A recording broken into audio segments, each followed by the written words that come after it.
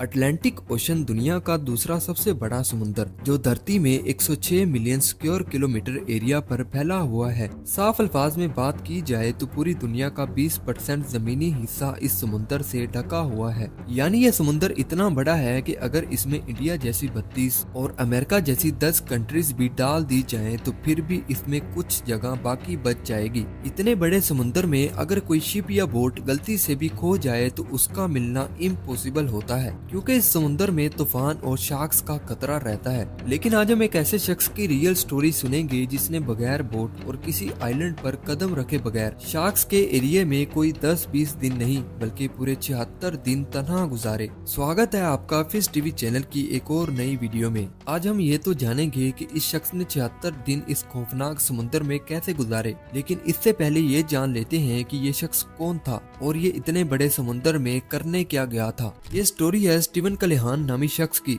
जो एक American तजर्बाकार boat designer था। स्टीवन कलेहान को बचपन से ही बोट चलाने और समुंदर में घूमने फिरने का शौक था। इसके साथ इसका ख्वाब था कि ये बोट रेस भी खेले और इसको जीते। बचपन से बड़ा होने तक इसने काफी सारी बोट्स बनाने के तजर्बे किए और ये इन बोट्स को बनाने में कामयाब भी हुआ। इन तजर्बों से कलेहान एक एक्सपर्ट बोट सेलर बन गया। कलेहान बहादुर तो था, लेकिन ये रियल में बोट रेस खेलकर अपनी बहादुरी चेक करना चाहता था। ये चाहता था कि ये समुंदर में अकेला सफर करे और बोट रेस जीत कर अपने शौक को पूरा करे। खैर, कलेहान ने बोट रेस में हिस्सा लेने के लिए एक दिन एक सील बोट तैयार की और इसका नाम नेपोलियन सोलो रखा। 1981 में फ्रांस से कैरिबियन तक एक मिनी ट्रांसिट वाइचेट बोट रेस होनी थी। इसी बोट रेस में अपना नाम बनाने के लिए कलेहान ने अपनी सिटी न्यूयॉर्क के रहूड आइलैंड से अपने सफर की शुरुआत की। इस आइलैंड से कलेहान इंग्लैंड गए और फिर इंग्लैंड से होते हुए फ्रांस का सफर किया और वहां मिनी ट्रांसिट 6.50 बोट रेस में हिस्सा लिया। मिनी ट्रांसिट सिर्फ सोलो बोट रेस थी जो फ्रांस के समुंदर से शुरू होनी थी और कैनरी आइलैंड पे जाके रुकनी थी और फिर कैनरी आइलैंड से दोबारा शुरू होकर कैरिबियन आइलैंड पे जाके खत्म होनी थी। ये सारा सफर 5,500 किलोमीटर का था। यानी ये रेस जहाँ से शुरू होनी थी और जहाँ पे जाके खत्म होनी थी, ये सारा ट्रेवल अटलांटिक ओशन में ही किया जाना था। खैर, रेस शुरू हुई और कलेहान भी इस रेस का हिस्सा बना, लेकिन बदकिस्मती से कलेहान इस रेस में ज्यादा देर तक टिक नहीं सका। कलेहान अभी कैनरी आइलैंड के करीब पहुंचा ही था कि इसकी बोट तेज समुद्री लहरें और तूफानी हवाओं को बर्दाश्त नहीं कर सकी। इन समुद्री प्रॉब्लम्स की वजह से बोट में कोई टेक्निकल इशू हुआ, जिसकी वजह से इसको बोट रेस छोड़कर कैनरी आइलैंड पे ही रुकना पड़ा। कलेहान ने कैनरी आइलैंड पर अपनी बोट को मरम्मत किया और 29 जनवरी 1982 को इसी बोट के जरिए वापसी अमेरिका का सफर शुरू किया। कलेहान का रेस जीतने वाला ख्वाब तो पूरा नहीं हुआ, लेकिन कलेहान अब इतने बड़े खौफनाक अटलांटिक ओशन को पार करके अपनी बहादुरी चेक करना चाहता था। लेकिन इसको क्या मालूम था कि जल्द ही एक बड़ी मुसीबत इसके गले लगने वाली है। कलेहान के वापसी सफर को अभी 8वां ही दिन था कि इस रात इसकी बोट को किसी भारी चीज ने टक्कर मारी। वो भारी चीज या तो बड़ी व्हेल मछली थी या कोई फ्लोटिंग डेब्रिस थी। ये जो भी चीज थी इतने जोर से कलेहान की बोट से टकराई कि इसकी बोट के निचले हिस्से में सुराख हो गया, जिसकी वजह से पानी बोट के अंदर तेजी से भरना शुरू हुआ और बोट डूबने लगी। अब अपने आप को बचाने के लिए कलेहान ने ब्लीच पंप की मदद से पानी बाहर पंप करना शुरू तो किया, लेकिन सुराख से पानी अंदर की रफ्तार ज्यादा थी और पानी बाहर पंप की रफ्तार कम थी। इसलिए कलेहान को ये बात जल्दी समझ आ गई कि इसका मजीद बोट में रहना खतरे से खाली नहीं है। अब कलेहान के पास समुंदर में छलांग लगाने के अलावा कोई और चारा नहीं था। कलेहान ने जल्दी से कुछ लाइफ सेवर सामान उठाया, जिनमें एक इन्फ्लेटेबल राफ्ट था जो कि इमरजेंसी सिचुएशन में तैरने के लिए काम आ सकता था। ये राफ्ट इतना बड़ा था कि 6 बंदे इस पर बैठ सकते थे। इसके साथ एक इमरजेंसी किट भी उठाई, जिसमें एक signal flare gun, rescue mirror और इमरजेंसी बीप था, जिससे रेडियो सिग्नल कैच किए जा सकते थे। इसके साथ कुछ खाने पीने का सामान, जिसमें कुछ दिनों का बंद खाना था, पीने के लिए 1-2 बोतल पानी और मछलियों को पकड़ने के लिए एक फिशिंग हुक भी उठाई।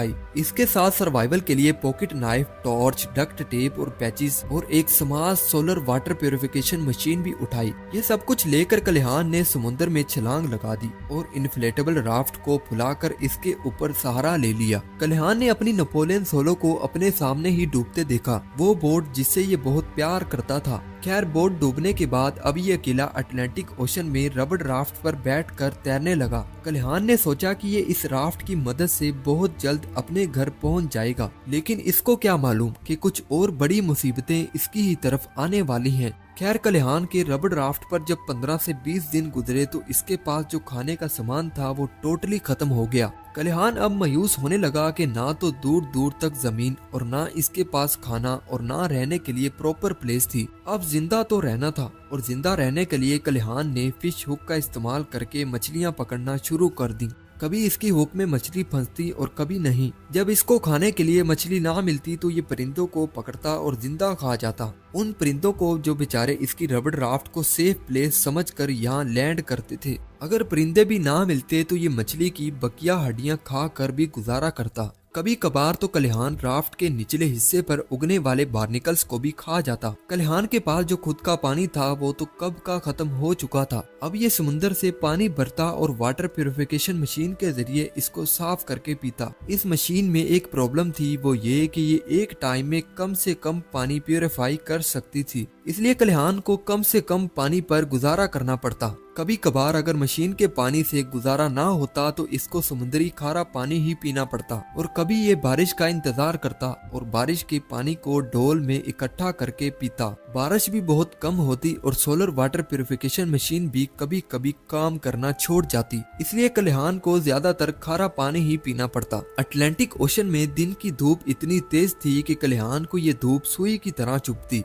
इसके पास जो कपड़ा था इससे ये खुद को कवर तो करता, लेकिन तेज धूप से फिर भी खुद को बचा नहीं पाता। मजीद तेज धूप से बचने के लिए कल्याण समुद्र से पानी भरता और इससे अपने आप को ठंडा करता। ठंडा पानी ऊपर डालने से कुछ देर सुकून तो मिलता, लेकिन ज्यादा खारे पानी से इसकी बॉडी खुश्की का शिकार हो गई, क्योंकि अगर साल्टेड वाटर ज्यादा पिया जाए और इससे नहाया भी जाए तो इंसानी जिस्म की जिल्द बहुत जल्द खुश्क होने लग जाती है। ऊपर से तेज धूप ने इसकी खुश्क बॉडी पर जख्म पैदा कर दिए। ये जख्म तेज धूप की वजह से गहरे होकर कल्याण को दर्द देने लगे। दिन जब ढलता तो रात को समुद्र की ठंडी हवा भी कल्याण को सोने नहीं देती। एक ठंडा समुद्र और ऊपर से तेज ठंडी हवाएं। आप सोचें कि कल्याण इस वक्त किस कदर तकलीफों को बर्दाश्त कर रहा होगा। इन तकलीफों के साथ साथ समुद्र में घूमने वाली शार्क्स इसको बहुत तंग करती। कल्याण जिस नेज़े से मछलियों का शिकार करता था, शार्क्स उस नेज़े पर लगे खून को महसूस करके इस रबड़ राफ्ट को काटती। रबड़ राफ्ट में एक क्वालिटी थी कि अगर इसको कोई कट लग जाए तो फौरन ही सारी हवा नहीं निकल जाती, बल्कि आहिस्ता आहिस्ता निकलती।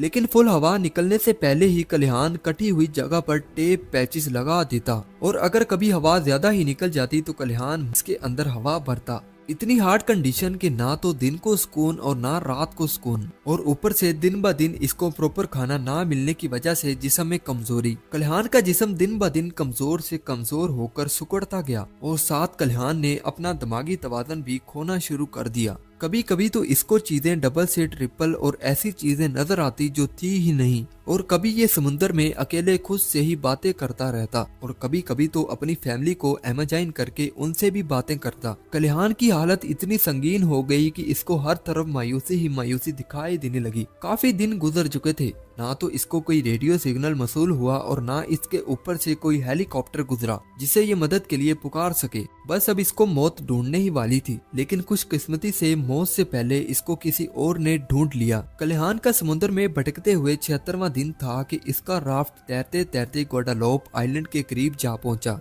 कल्याण को तो पूरी होश ही नहीं थी कि अब ये कहां आ चुका है। खैर, कल्याण ने जब इस आइलैंड के करीब कुछ मछुआरों को बोट में फिरते देखा तो उनकी तरफ मदद के लिए इशारा किया। आखिरकार मछुआरे इसका इशारा देखकर इसके करीब पहुंचे और फिर इसको इस रबड़ राफ्ट से बाहर निकाला और आइलैंड पर ले गए। रेस्क्यू के वक्त इसकी हालत ऐसी थी कि अगर कल्याण कुछ दिन और इसी तरह इस समुद्र में भटकता तो वापस जिंदा नहीं लौट पाता। कल्याण को जल्दी से हॉस्पिटल पहुंचाया गया। हॉस्पिटल से मालूम पड़ा कि 76 दिन पानी में भटकने और मुसीबतों को बर्दाश्त करने से कल्याण ने अपना 18 किलोग्राम से ज्यादा वजन खो दिया। यहाँ हैरानी की बात ये थी कि 76 दिन खौफनाक समुद्र में खोने के बाद अभी भी कल्याण जिंदा कैसे था। सिर्फ एक चीज जो कल्याण की जिंदगी बचा गई वो थी इसकी उम्मीद, जो इसने 76 दिनों तक नहीं छोड़ी। खैर, हॉस्पिटल से डिस्चार्ज होने के बाद कल्याण ने अपनी इस दर्दनाक स्टोरी पर एक किताब भी लिखी जिसका नाम है एड्रिफ्ट 76 डेज लॉस्ट एट सी